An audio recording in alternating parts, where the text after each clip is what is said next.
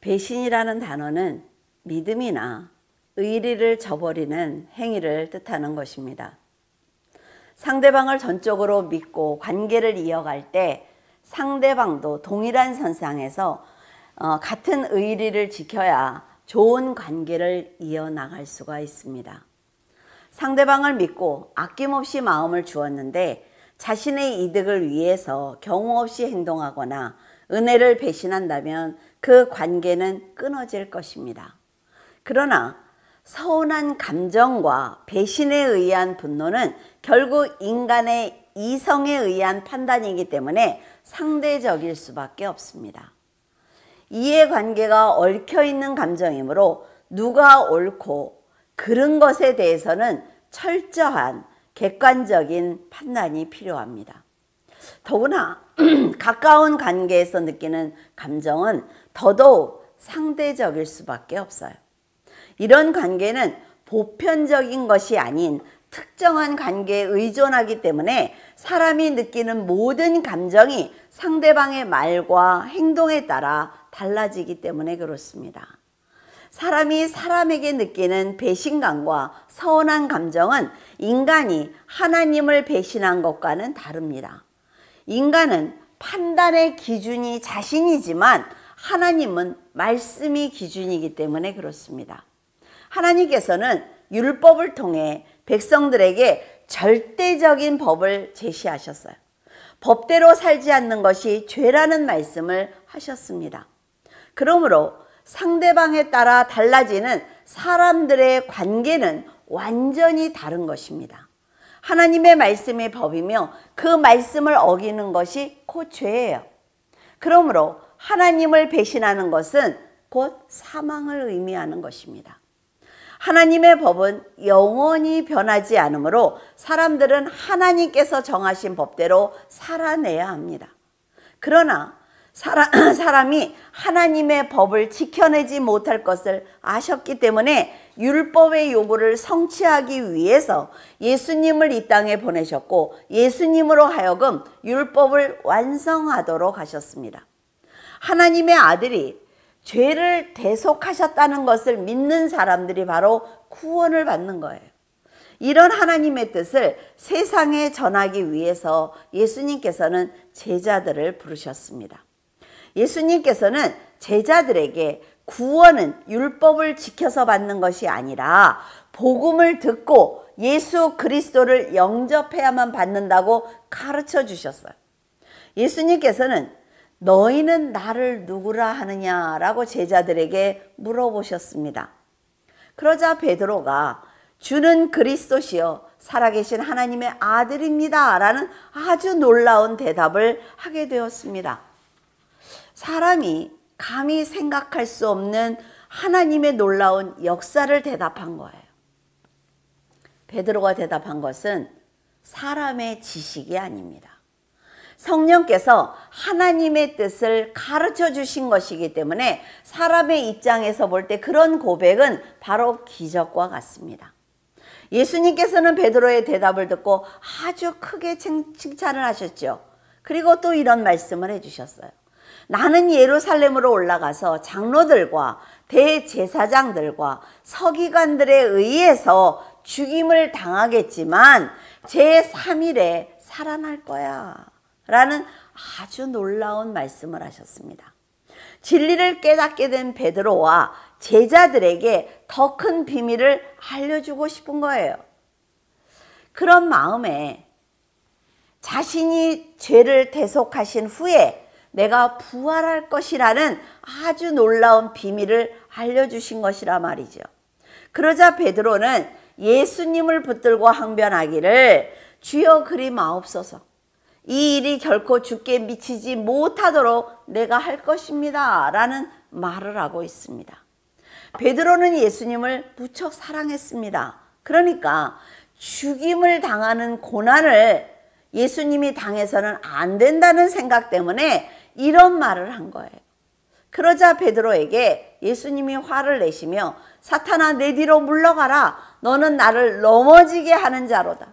네가 하나님의 일을 생각지 아니하고 도리어 사람의 일을 생각하다고 크게 책망을 하셨어요. 그는 예수님께서 죽는다는 말씀을 하시자 제3일에 다시 산다는 말씀을 기억하지 못했단 말이에요. 그리고 부활에 관심을 갖지 않아서 하나님의 계획을 막으려는 어리석은 행동을 한 것입니다. 성도들은 인간적인 생각을 버리고 영적으로 성장해야 합니다. 그래야 세상과 사탄이 위협하고 유혹을 해도 분별할 수 있는 능력이 생기는 거예요. 만약 베드로가 지금까지 예수님께 배운 말씀을 잘 이해하고 기억하고 있었다면 죽임을 당한 후에 부활할 것이라는 말씀을 정확하게 알아들었을 것입니다. 베드로는 영적으로 성숙하지 못했기 때문에 매 순간 올바른 판단을 할 수가 없었고 예수님의 고난을 자기가 막을 수 있을 것이라는 생각을 했습니다. 사람이 분노하고 흥분하면 진리를 알고 있어도 죄된 말을 할 수가 있어요. 그래서 성도들은 영적으로 성숙해야 하는 것입니다. 성숙하기 위해서는 반드시 훈련이 필요한 거죠. 사람은 해도 되는 말과 해서는 안 되는 말이 있습니다.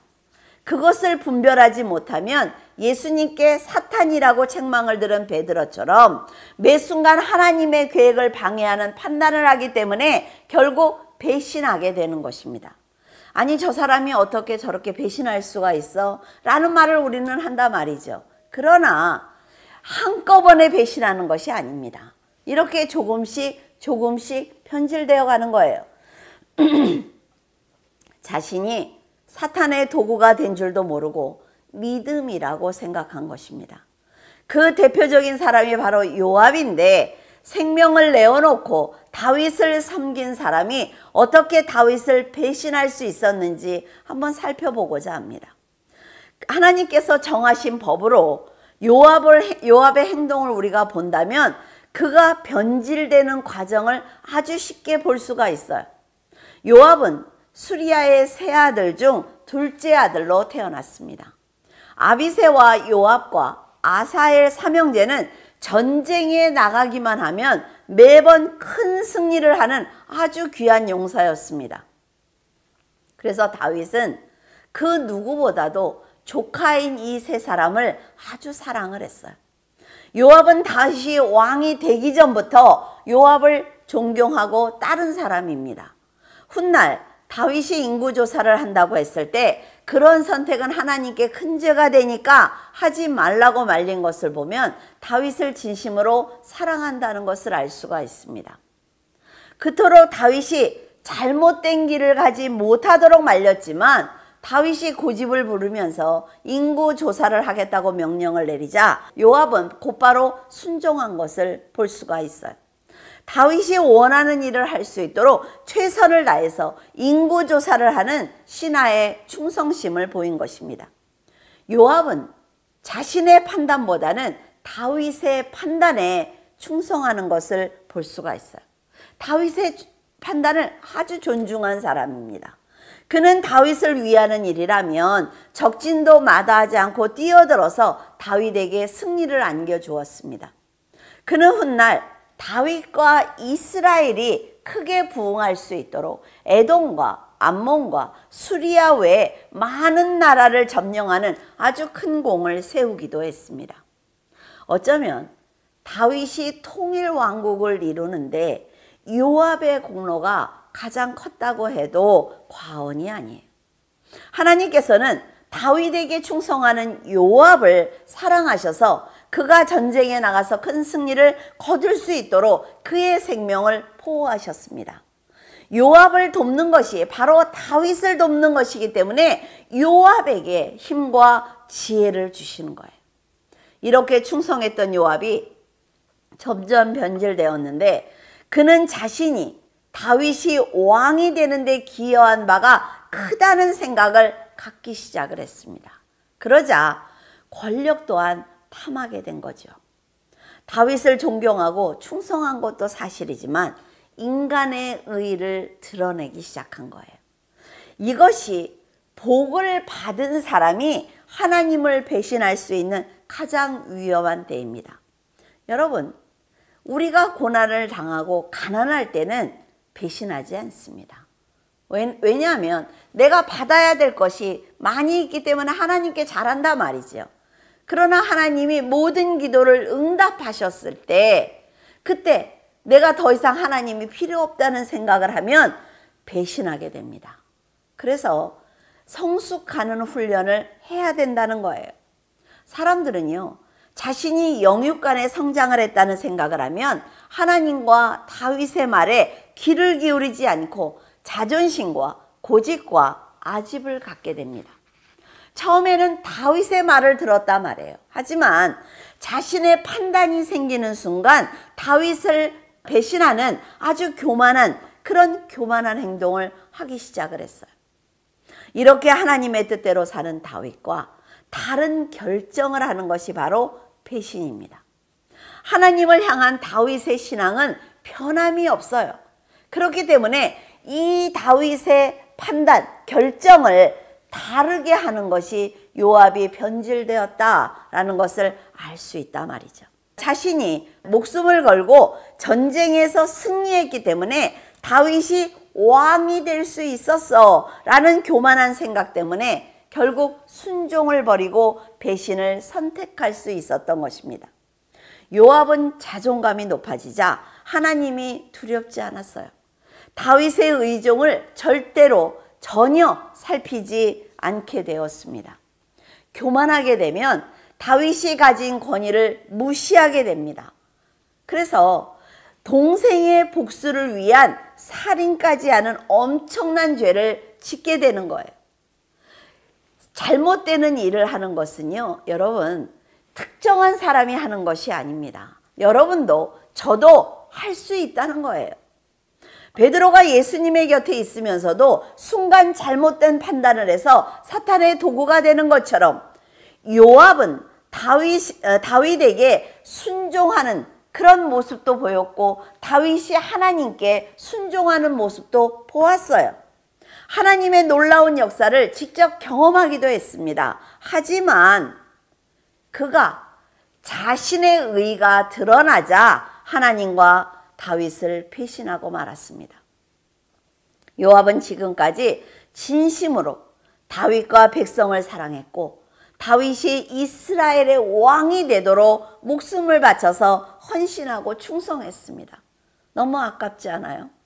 그랬던 요압이 다윗을 버리고 악하게 변해가는 것을 볼 때 안타까운 마음이 듭니다. 이처럼 성도들도 진심으로 하나님을 사랑하고 충성하고 있습니다. 거짓이 아니라 말이에요. 그런데 요압처럼 자신이 헌신하고 헌금했기 때문에 교회가 부흥할 수 있었다는 생각을 한다면 사탄의 도구가 될 수가 있습니다.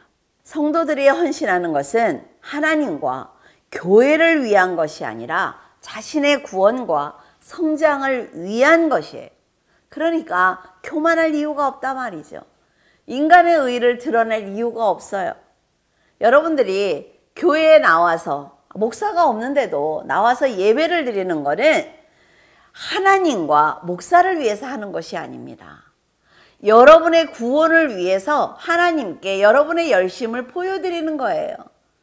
하나님께 칭찬받을 수 있는 그런 모습을 하나님께 스스로 보여드리는 거죠. 요압도 마찬가지란 말이에요.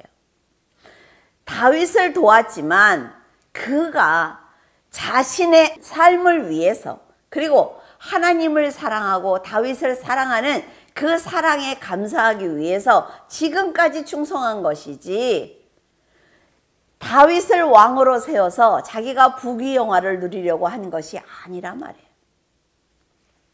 여러분, 충성할 수 있는 건강과 재물 그 모두는 하나님께서 주셨기 때문에 우리가 할 수가 있는 것입니다. 하나님께서는 그 충성하는 성도들의 헌신을 사용하셔서 하나님의 일을 해 나가시는 거예요. 하나님께서는 요압이 없어도 다윗을 왕으로 세우실 수 있는 분이에요. 성도들의 충성이 없어도 교회를 부흥시킬 수 있는 전능하신 분입니다.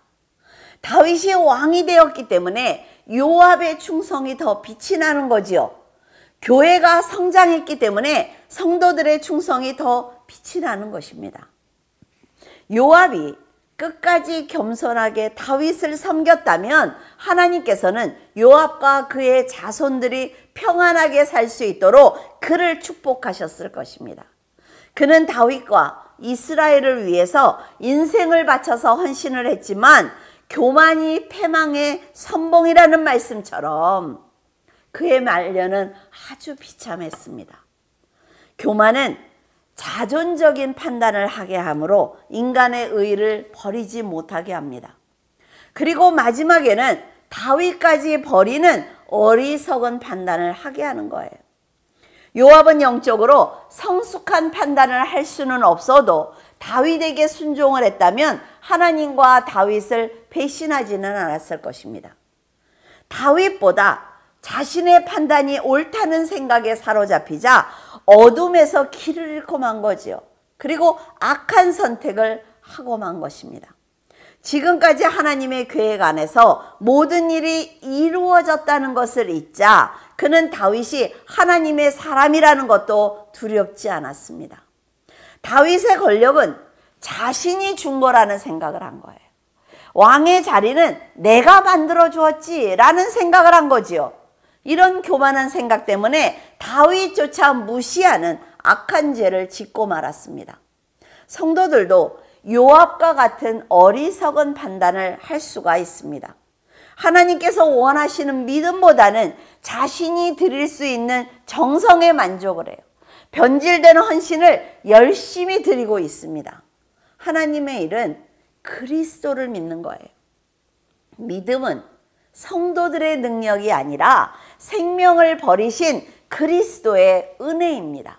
은혜를 잊는 순간 구원까지 자신의 믿음으로 받았다는 교만에 빠지게 될 것이며 멸망할 수 있습니다. 그가 교만하지 않았다면 다윗은 늘 요압에게 감사하고 의지했기 때문에 그는 평안하고 아주 행복한 노후를 보냈을 것입니다. 이것이 좋은 인간관계인데 요압의 교만이 관계를 해치고 말았습니다. 성도들도 그리스도를 믿는 믿음으로 사망에서 건짐을 받았어요. 그 은혜를 지키는 것이 믿음이므로 선한 삶을 통해서 구원을 지켜내야 합니다. 선한 삶을 살기 위해서는 영적으로 성숙해야 하며 늘 깨어 기도함으로 욕심과 정욕의 마음을 빼앗기지 말아야 합니다. 14절에 아브넬이 요압에게 이르되 원하건대 청년들에게 일어나서 우리 앞에서 겨루게 하자. 요압이 이르되 일어나게 하자 하매 다윗이 유다 왕이 되자 사울의 군 사령관이었던 아브넬은 사울의 아들 이스보셋을 마하나임으로 데리고 가서 왕으로 세웠습니다. 이스라엘은 한반도의 10분의 1밖에 되지 않는 작은 나라예요. 강원도 만하다고 하더라고요.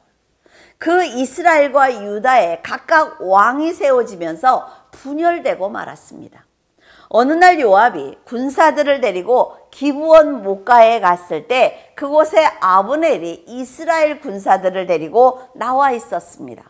아브넬이 신복들로 하여금 서로 겨루게 하자라고 요압에게 정하자 양쪽에서 12명씩 보내어서 전투를 하도록 하였습니다. 아브넬이 요압에게 이런 제안을 한 것은 아마도 우리가 지금 쫓겨다니고 있지만 결코 이스라엘이 약하지 않아 라는 것을 보여주고 싶었던 것 같아요.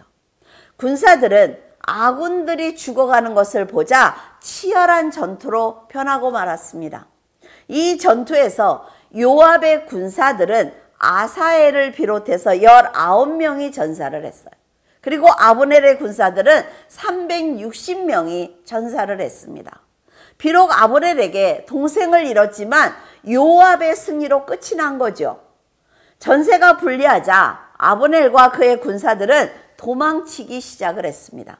그러자 요압의 동생 아사엘은 아브넬을 죽이기 위해서 쫓아가기 시작을 했어요.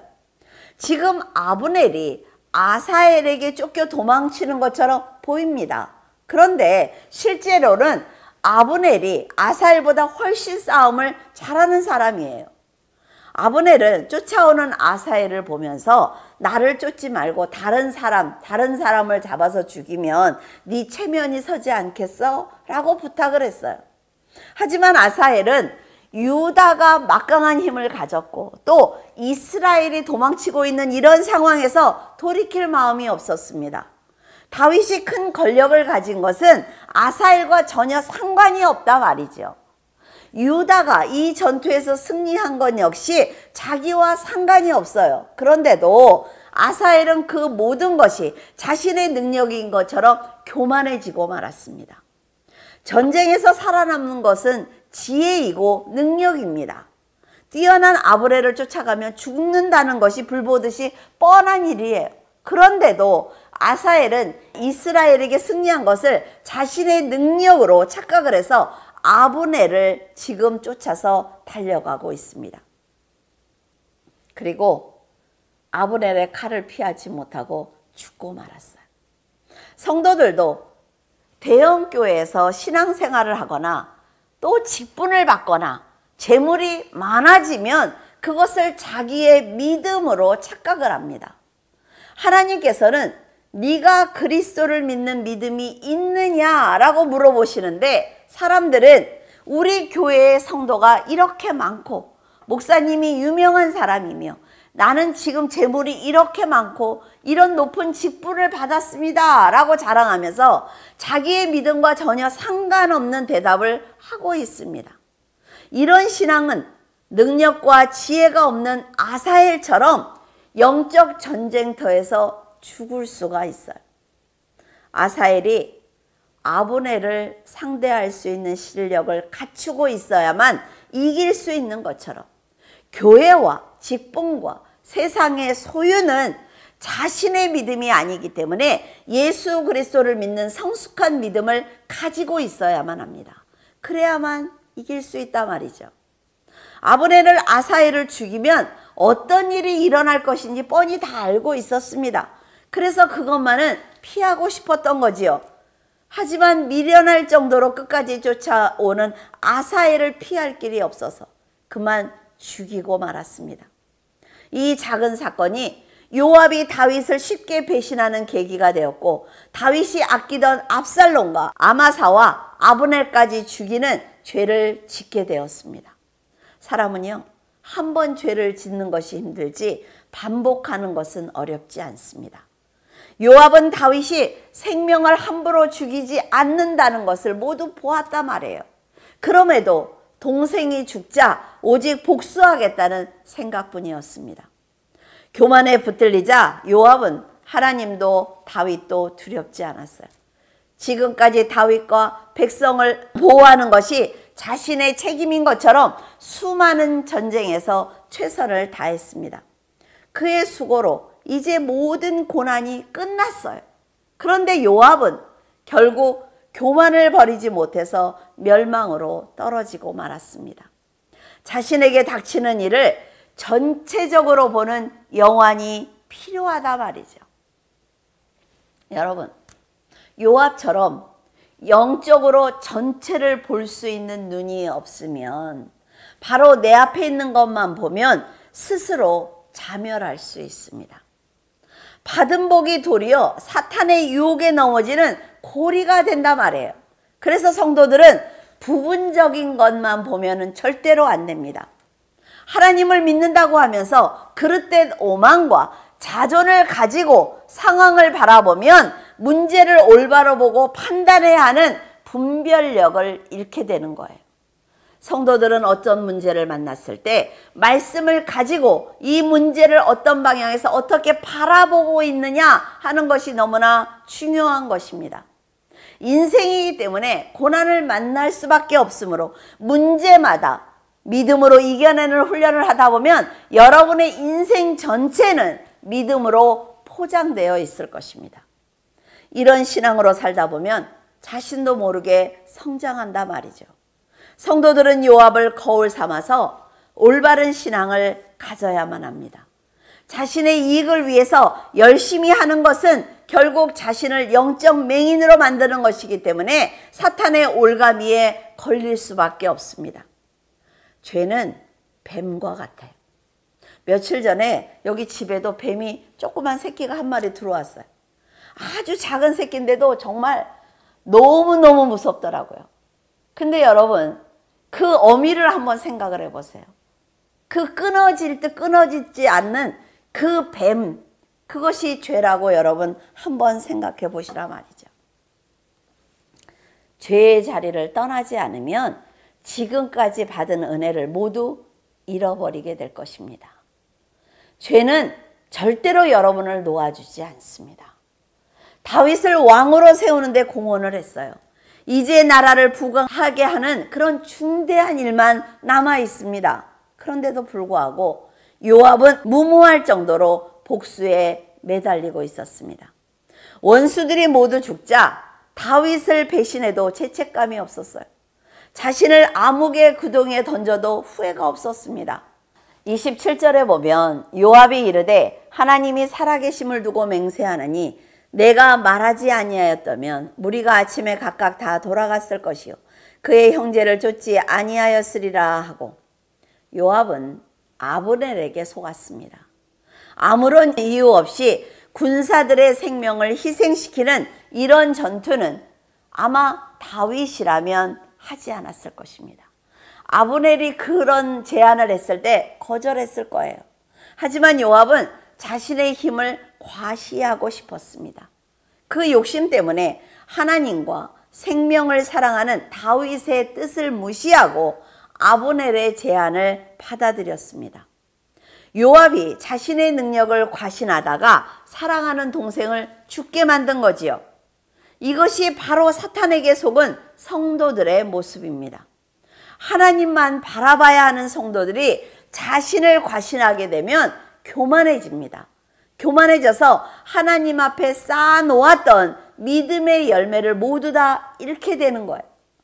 요압처럼 다윗이 왕이 되었기 때문에 자신이 힘을 갖게 되었다는 생각은 누구나 할 수 있습니다. 이것은 잘못된 생각이 아니에요. 내가 열심히 헌신했기 때문에 교회가 이만큼 부흥했구나 기뻐할 수 있죠. 그런데 끝까지 자신의 의의를 버리지 않는 것이 바로 죄입니다. 만약 요압이 권력을 갖게 되었을 때 하나님을 높이고 다윗이 나라를 잘 다스릴 수 있도록 도와주었다면 그는 후세의 이름을 남기는 아주 좋은 사람이 되었을 것입니다. 하지만 그의 교만과 불순종이 모든 것을 잃게 만들었습니다. 다른 사람이 억지로 빼앗은 것이 아니라 스스로 받은 복을 버려버린 거예요. 성도들도 고난을 당할 때는 하나님께 최선을 다해서 헌신하지만 고난이 지나고 평안이 찾아오면 그동안 억눌려 있던 그런 감정과 혈기와 자랑과 아집이 드러나기 시작합니다. 사람들은 인생 중에 이런 과정을 반드시 한 번쯤은 겪게 됩니다. 이때 변치 않는 믿음으로 하나님의 뜻대로 살아내기 위해서 돌이킨다면 그 축복은 영원할 것입니다. 여러분은 사탄의 속임에 넘어가서 스스로를 인정하지 않기를 바랍니다. 요압의 결정이 다윗의 생각이 아닌 것처럼 여러분의 판단과 결정이 예수 그리스도께서 원하시는 것이 아닐 수 있기 때문이에요. 요압이 다윗을 만나지 못해서 죄를 지은 것이 아니라 다윗이 믿음으로 사는 것을 보지 못해서 죄를 지은 것이 아니라 자기 자신을 위해서 살았기 때문에 그는 실패한 것입니다. 여러분도 하나님의 나라를 위해서 헌신하고 있습니다. 그러나 은혜를 저버리거나 악한 성품을 버리지 못하면 하나님의 절대적인 보호하심에 자신의 공로를 끼워 넣게 되기 때문에 요압처럼 죄의 길로 갈 수가 있습니다. 하나님의 절대적인 능력과 다윗의 능력을 무시하면 돌이킬 기회를 놓치고 마는 거예요. 어리석은 자리에서 일어나 지혜로운 자리에 앉아야 하며 악한 마음을 버리고 선한 마음으로 살아가면서 하나님을 경외해야 합니다. 말씀을 알고 진리를 깨달은 여러분은 날마다 회개하며 말씀에 순종하는 삶을 살아서 빼앗기지 않는 평안과 지혜와 복을 받아서 누리기를 바랍니다. 기도하겠습니다. 살아서 역사하시는 하나님, 은혜를 감사를 드립니다. 하나님 아버지, 해바라기가 해를 따라 돌아가는 것처럼 하나님, 저희들의 신앙도 그러하기를 원합니다. 하나님의 능력과 하나님의 사랑과 하나님의 은혜를 갈망하며 하나님만 바라보며 따라가기를 원합니다. 하나님 아버지, 혹여 저희들이 사탄에게 마음을 빼앗겨 사탄을 바라보는 해바라기가 되지 않기를 원합니다. 하나님 아버지, 도와주시옵소서. 요압처럼 하나님 아버지, 목숨을 다해 충성해 놓고 버림을 받는 그런 어리석은 자가 되지 아니하도록 하나님 아버지, 도와주시옵소서. 아버지 하나님, 죄를 지었을 때마다 하나님 아버지, 죽도록 회개하는 다윗을 닮게 하시고 하나님의 용서를 받는 다윗의 자리에 앉게 하여 주시옵소서. 하나님 아버지, 아버지 하나님께서 귀한 성도들을 붙들어 역사해 주시기를 원합니다. 아무리 최선을 다해서 살아도 세상은 만만치 않습니다. 하나님 아버지, 저희들이 밤을 새워 계획을 세워도 세상은 그것을 응하지 않습니다. 오직 아버지께 저희들의 계획을 아뢰고 오직 아버지의 품에 안겨서 아버지에게 응답을 받기를 원합니다. 하나님, 저희들은 어리석고 미련하며 연약하고 하나님 아버지 성장하지 못했습니다. 그럼에도 불구하고 아버지 하나님께서 저희들을 품어주시오니 저희들 아버지의 품에 안겨 온전히 아버지만을 의지하겠습니다. 아버지 하나님, 성도들을 축복하여 주시옵시고 그 믿음을 기억하여 주시어서 하나님 아버지, 성도들의 삶을 인정하시고 세워주시며 아버지, 그들의 기도를 응답하여 주시옵소서. 아버지 하나님, 날이 추워지는 가운데 있습니다. 아버지, 성도들의 건강을 지켜주시고 아버지 앞에 나와 예배드리는 아버지 하나님, 그 건강한 모습을 주님께서 받아 주시옵소서. 아버지 하나님께서 함께 하심을 감사하며 우리 주 예수 그리스도 이름으로 기도드립니다. 아멘.